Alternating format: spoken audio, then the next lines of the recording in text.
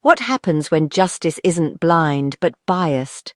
When a man stands alone in a courtroom, not only without proper legal representation, but also without a mental health evaluation, despite showing disturbing signs of instability? This is the story of Amin Kassim, and the disturbing questions surrounding his trial still echo nearly 2 decades later. Amin Kassim was convicted in 2011 of the first-degree murder of his ex-common law wife Muluka Ali in a high-profile Toronto case. The facts are tragic. Kassim shot Ali 4 times in the head and fled with their 2-year-old son. He was caught, tried, and sentenced to life with no parole for 25 years. But behind that headline is a case riddled with legal chaos, courtroom dysfunction, and a judge who seemed more focused on maintaining control than ensuring a fair trial. Kassim refused legal counsel and represented himself despite clear signs of mental distress.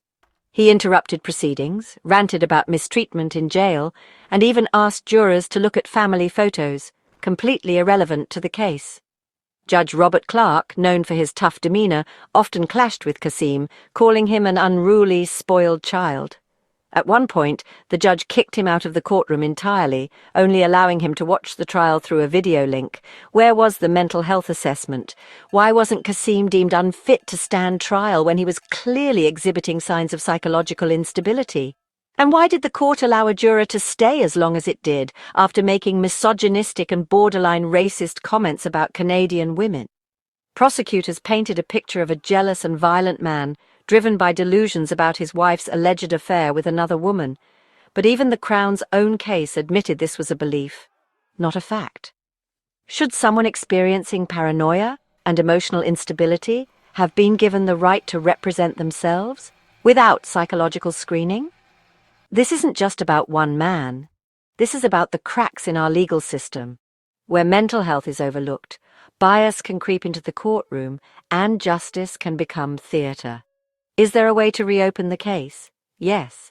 In Canada, a convicted individual can apply for a ministerial review, formerly called a Section 696.1 application, a legal process that reopens criminal convictions if new evidence or a miscarriage of justice is believed to have occurred.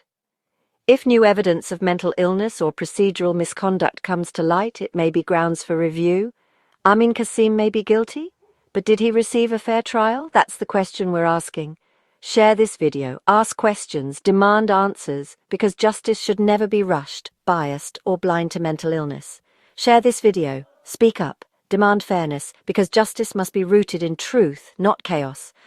#Justice for Amin, for the law must serve the truth, not merely the headlines. #Justice for Amin.